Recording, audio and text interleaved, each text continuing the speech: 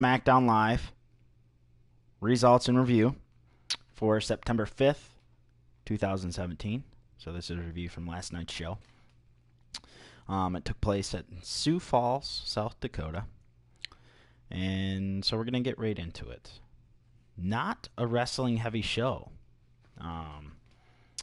Like in the past, this has been known to be the wrestling show. Not so heavy on promos and backstage cutscenes. So we start out with the camera only showing Byron Saxton and Tom Phillips, and they let it be known that JBL has stepped down from his position as a color commentator, and he's been replaced by none other than Corey Graves, which is fantastic for multiple reasons. Tom Phillips and Corey Graves work together in NXT, and it makes sense for him to be on the show anyways, just because he does 205 Live afterwards anyways. All right, so we start out with two promos, one cut by Randy Orton, the other by Shinsuke Nakamura. And it's an attempt to further build the number one contenders match that will be the main event for last night's show.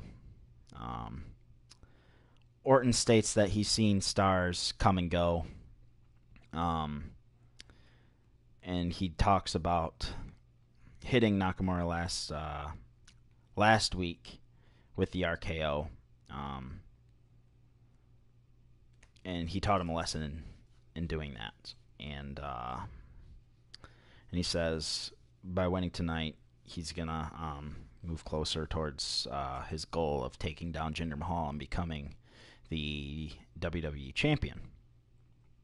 Then we cut straight to Nakamura, who's in the back doing some shadow boxing, and he says that Orton inflicts pain out of nowhere. And you know, he makes mention that he has felt the pain of Orton's best shot, but Randy Orton has not felt the pain of the Kinshasa. And so then he moves on to talk about it's his, you know, he's moving towards his destiny to become the WWE champion and winning the WWE title. He says title here, which was apparently banned at one point by Vince McMahon. And so he uses that verbiage, and so we'll see if there's backlash later on. But he says he's moving towards his destiny of becoming the WWE champion. Excuse me. Can't do this whole show with my lip in. All right, moving on.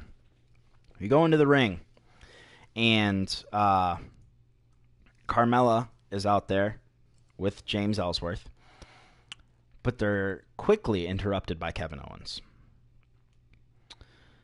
And Kevin says something along the lines of, look, I'm sure whatever you had to say was important, but Carmela, I think you're going to like what I have to say. And then he says that, with that being said, he's going to be the special guest referee for the match, just like he tried to do last week. I didn't watch last week, so I'm kind of behind there. I just had too much going on. And so he says that he's going to be the special guest referee with her match against Natalya tonight. And then he tells the ref to give him his shirt and leave.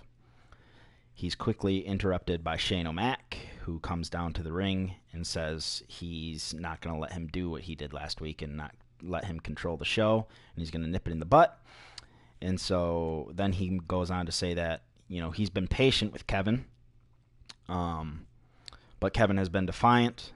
And then Shane moves into saying that Kevin needs to stop blaming Shane for his losses, and he goes into talking about those losses. He brings up SummerSlam and his loss to AJ Styles, and he talks about how 2 weeks ago, apparently Shane forced Corbin to leave the ring, who was the special guest referee for that match. And so there was no referee for him to win. And Kevin goes on to say that they can both agree. Not only does Shane not want Kevin on SmackDown Live, but Kevin doesn't want to be on SmackDown Live. And this is where it gets good, because this promo really builds towards the feud of Owens and Shane McMahon. And Shane moves into bringing up Triple H handpicking Kevin and basically handing him the Universal Championship when he was on Raw many months ago. And Kevin didn't take that too lightly, or he didn't like that too much. And so Kevin goes on to say that he doesn't understand why Shane does the things he does. You know, he asks him, is it because you didn't get enough attention from your daddy?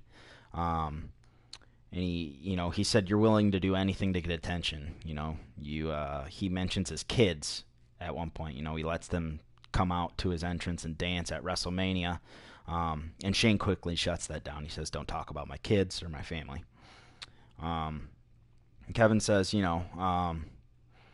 fall off buildings, referencing Shane's match with The Undertaker at WrestleMania where he jumped off the top of Hell in a Cell. You survive plane or helicopter crashes, which Shane did recently.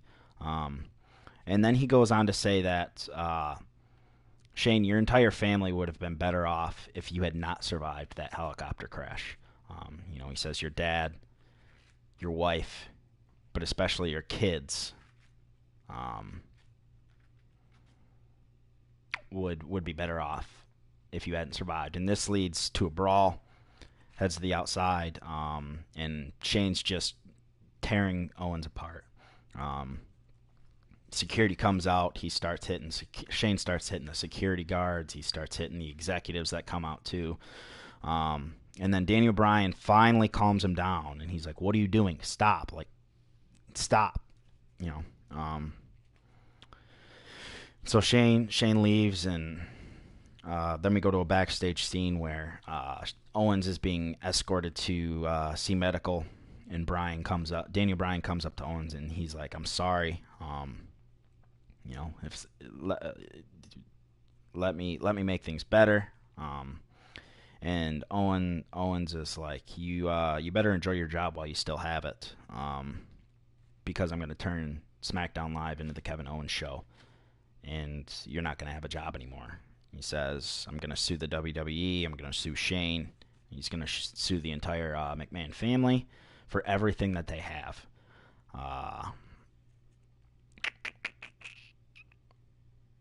And so then this leads to Daniel Bryan taking a phone call after Kevin threatens to press criminal charges against Shane. So then Bryan goes down to the ring after what I thought it was like an authority member. As far as, I thought it was the police or a cop or something, and Kevin had pressed charges, but it was actually Mr. McMahon. And so Bryan goes down to the ring with no music, no yes chants, none of that. And he asks Shane to come down, and Shane walks down to the ring. And that comes later on. I apologize. We go back to our regularly scheduled programming after Bryan's like, there's got to be something we can do to mitigate and get rid of everything that happened. And Kevin's like, yeah, I'll just press charges on my own. So then we go back to the ring, and Carmela, Miss Money in the Bank, is in a match against the women's champion Natalya, which doesn't make sense to me. Carmela should be an afterthought and just should be off programming, because she should be only around when she's going to cash in. We get a commercial break here. I like how SmackDown does it. They put on matches with people that, they put the champion in a match, but they don't let the match go to commercial unseen. So they have that side-by-side view. Come back from commercial. and Carmela goes for a cover, and Ellsworth pops up onto the apron, and the ref starts counting, and he accidentally drops the briefcase into the ring, and so the ref's like, "Oh my gosh, she's cashing in," and Carmela's like, "No, no, no, James, what are you doing?" And then Natalya rolls up Carmela for the win. And then we get a promo an interaction between Carmela and Ellsworth, and she's like, she just degrades Ellsworth. She says you need to stop sticking where it would be your chin in my business, and he says your mother should have given you away at birth, and so she's done with Ellsworth. And she said this is the last time and that they're through. And we're about to go to commercial, and we get the announcement that we're going to get the re-debut of Dolph Ziggler.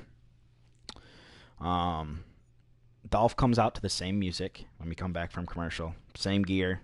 No jacket, though. And he says that nobody appreciates, what he's doing. He's one of the most entertaining superstars on the roster, but he says, you guys would rather sit on your hands, with your hands on your seats, unsatisfied, while we're out here working our asses off. And he says, you guys don't care about the work and the entertainment that I provide. You'd rather see a stupid gimmick. And he walks off. He walks off into the back. John Cena's music hits, and then he comes out and he mocks John's entrance and does the whole thing with the towel, but it's got his logo on it. And he's like, you guys saw right through that, didn't you? His music stops, and he's like, you guys saw right through that. He's like, you guys like nostalgia, though. So he walks out, leaves the ramp, goes back behind the curtain, and we get the Macho Man's music, and he walks out with a beautiful lady at his side, and they do the whole twirl, and they do Macho Man's entrance, and then he stops. He's like, oh, you guys didn't like that either. And so he tells the girl to leave and take the robe, and then he walks out. He's like, I know exactly what you guys are looking for. Naomi's music hits, and he comes out and does her whole gimmick. And he's like, he's like, anybody can do what I just did. Anybody can have a good gimmick, or have a gimmick and do all this flashy stuff, but nobody can do what I can do in the ring. And so then he leaves, because he says they don't deserve him and that they make him sick. And I had heard rumors of them doing something like this. They could have, there's talks of him having like a go home or a farewell tour kind of thing, but they'd rather embarrass Dolph, which is a shame because he has done a lot of really good stuff in his career. The stuff he did with The Miz was great. He's captivating. But he needs to just get the hell out. Because the WWE doesn't value him. They don't give a rat's ass about the work that he puts in. I'm pretty sure I read somewhere, not recently, but in the past, that he had wrestled, to include live events, like the most matches of any superstar through a certain amount of time.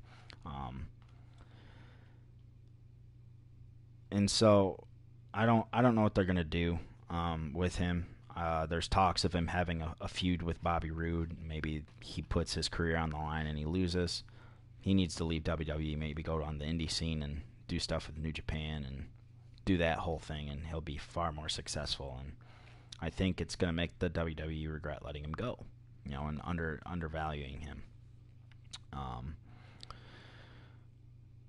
It's a shame. Next, we have a rematch between Aiden English and Sami Zayn. Again, NXT superstars getting buried. He moved over from Raw, and we're thinking, hey, he's going to get a fresh start. This is the land of opportunity. He ain't getting nothing. He needs to leave, too. He gets squashed in a minute by Aiden English. He was the NXT champion, putting on classics. Look at what he did with Nakamura on Nakamura's first night. And now he's jobbing to Aiden English.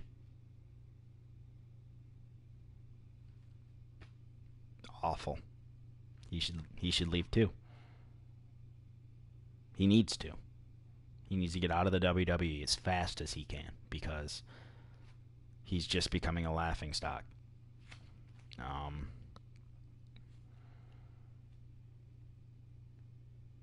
All right, now we move into a backstage segment with the New Day and the Usos and Daniel Bryan. The New Day and the Usos had a match last week, and it was quick and pointless. And so now the Usos have to name their stipulation for the championship match next week on Smackdown. And they choose a street fight. This is what I'm thinking immediately. So this is putting them at a disadvantage. They lose their championship advantage because not only is there no DQs, false count anywhere. They don't have the champion's advantage. They don't have to lose it in the ring. And it's going to be 3-on-2. It's going to be a handicap, or at least that's what I would think. With it being a street fight, no DQs. I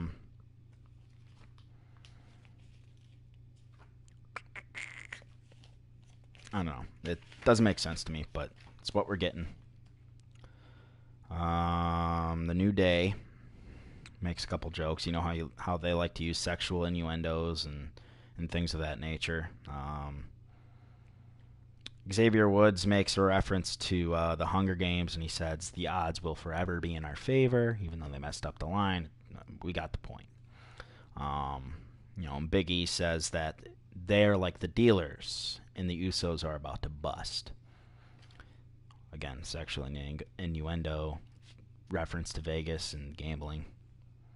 There's that. So we have that. Backstage, still, Daniel's like, I gotta go. I gotta take this call. He gets a phone call from Vince McMahon.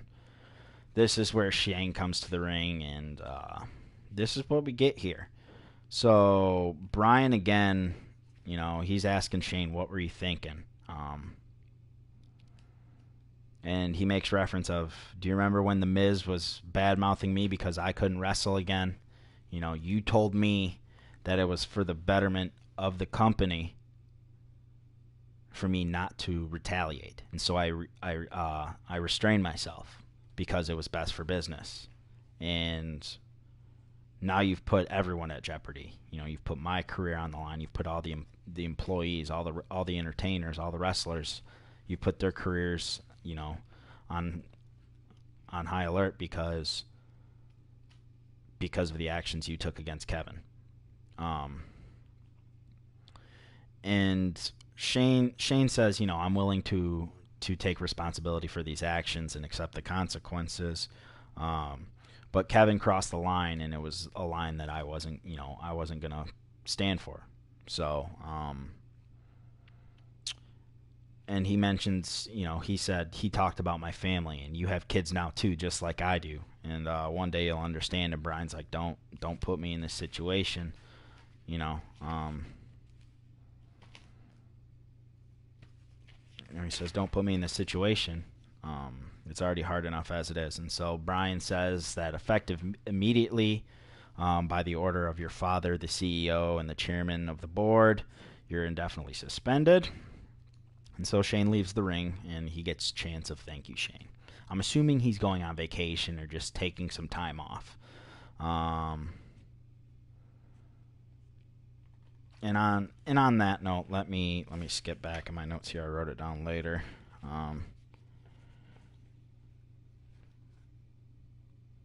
No, I won't do that.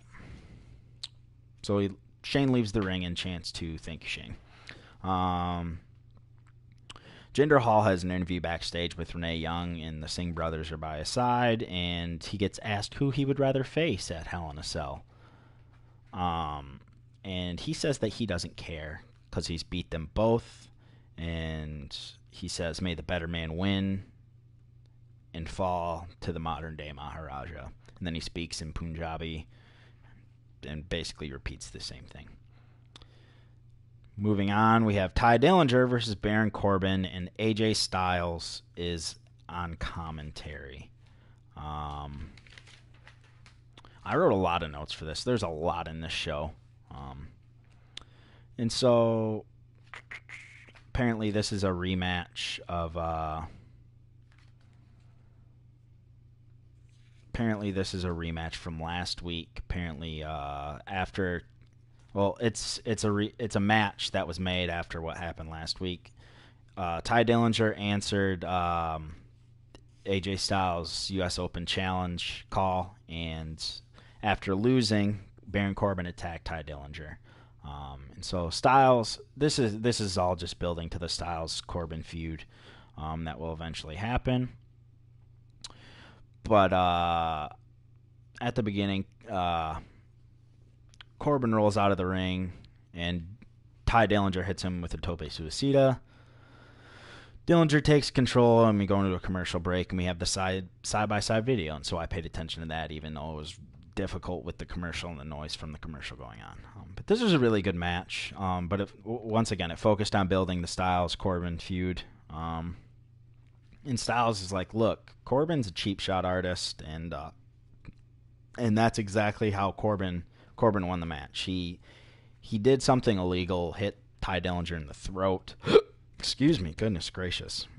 Hit him in the throat, and that allowed him to hit the End of Days to win the match.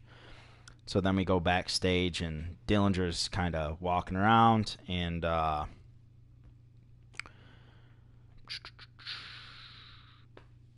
Styles is like, look, your effort tonight and last week was commendable. And so with that being said, next week the U.S. Open Challenge is only open to the Perfect 10. And Dillinger says this is phenomenal, and they shake hands. So now we have 2 championship matches scheduled for next week on SmackDown Live. We have one announced later on in the show. Natalya will be defending her women's championship for the first time against Naomi, who's using her rematch clause. And then we move on to a recap of Bobby Roode's arrival to SmackDown Live. And he wasn't on the show, thank God, because they probably would have buried him like all the rest of the NXT superstars. But I just want to make mention of this. With Corey Graves being a new color commentator, this just builds on what Bobby Roode does in the ring. Graves was down there when Roode was in NXT, and he just made it even better. So now we're backstage again, and Ellsworth is talking to Carmela, and James is like apologizing, and he's begging, for another chance, and he'll do, whatever it takes. And Carmela's like, from now on, we're doing things my way, and she she passionately kisses James, and then she bitch slaps him in the face. So there's that. So I guess they're still working together. I don't know. Here we go. Main event. Shinsuke Nakamura versus Randy Orton. Number 1 contenders match for the WWE Championship, and earning the right to face Jinder Mahal at Hell in a Cell.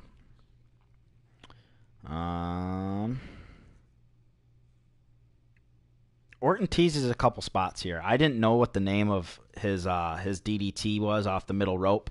I guess it's called a diving DDT or a halo DDT. He teases it a couple times. Tries to hit a quick RKO, doesn't work. It's countered. Tries to hit the halo DDT, doesn't work. There's even a spot where Orton rolls to the outside and Nakamura goes through the middle, and Orton catches him and teases him going from the middle rope to the floor. But that's countered again. And then Orton throws throws Shinsuke back into the apron. Shinsuke tries to come back at him, and Orton hits his back body drop onto the announcer's desk. We get 2 commercials really quick, which is great because it's in the beginning of the match, and it just gets it out of the way. And so we saw a majority of this match without any commercial breaks. Fantastic. Moving back into the action, Orton hits a superplex off the top rope, and this is following, Nakamura's patented knee strike that he does in the corner.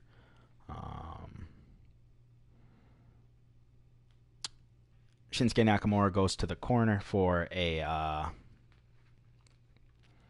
hit his Kinshasa. It's countered into a scoop slam and a near fall. Orton hits the Halo DDT, and then Orton goes for the RKO. It's countered into an armbar, which is then transitioned into a triangle. Orton powers up, and he power bombs Nakamura. Nakamura counters out, or gets back up, and then he hits a backstabber on Orton, which actually looked like it really hurt him. It looked like Orton was legit hurt by the backstabber, and then Nakamura hits Kinshasa. We get the vintage Corey Graves Kinshasa shout, and Shinsuke wins.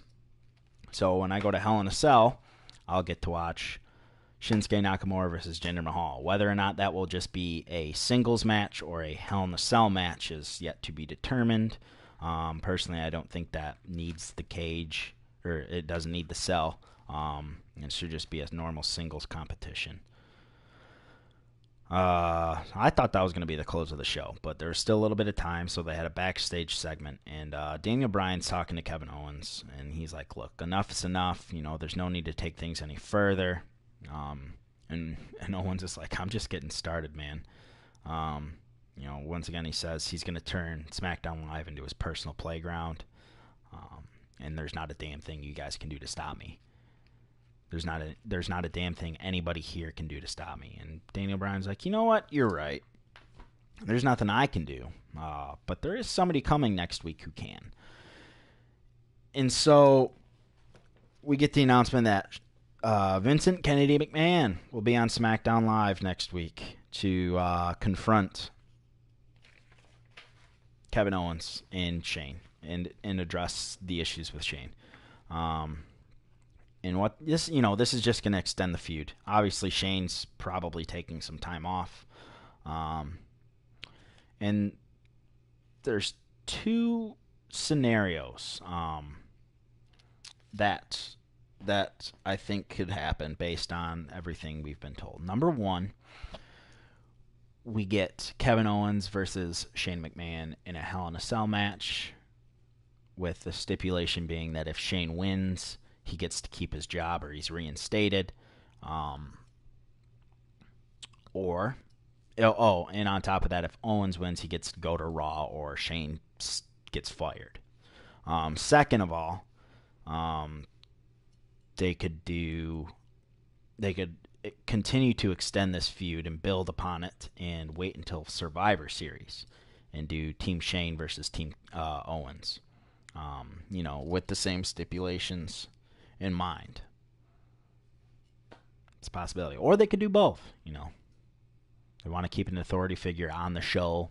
They want McMahon to be involved in the show, so they do both. They let Shane do the Hell in a Cell match just because, what did he do with The Undertaker? He jumped off the top of the cell. Maybe they're trying to get a cheap pop and go that route with it. But that was SmackDown Live for the 5th of September. That was last night's show. Very promo heavy, but I was okay with it. It was different. And in my personal opinion, this was one of the better shows that SmackDown has put on since WrestleMania. Wasn't the greatest, they still have issues they need to address as far as why they're pulling up NXT talent. And this goes for everyone in the WWE, not just SmackDown or Raw, because it's both of them. You know, if an NXT superstar gets pulled up, they have nothing long-term planned. They get them up there. They have an idea for a one feud, and then the feud's over with, and then they're like, well, what do we do now? And that leads to people like Sami Zayn being buried. They need to address that issue because he either needs to go back down to NXT or he needs to get the hell out of the company, because guys like him deserve so much better than the storylines and the treatment that they're getting. I don't have a Wrestlecrate or a Loot Crate to unbox today, so that's gonna wrap up the review and results for SmackDown Live. I'll be tuning into NXT tonight and see where they go from there. So stay tuned for that tomorrow. What else do we have? We'll have NXT review, tomorrow. So with that being said, this wasn't a really entertaining video, and I apologize for that. I'm getting back into the swing of things here. But if you like this video or you like my other videos, please hit the thumbs up, subscribe to the channel, share it around, and leave me any comments if you have any suggestions for me. I should be getting a camera. I got one of my buddies who has a channel that's going to give me his stuff because he's no longer doing his channel. So I'm going to have some different equipment to use, and I won't have to use mainly live streaming from a game to do this. So it'll be a full picture rather than just a small one in the corner. But with all that being said, like the videos, watch them, share them around if you care about me and helping me make my product better. With that being said, this is Ziggity Z. I'm signing off. Y'all take care.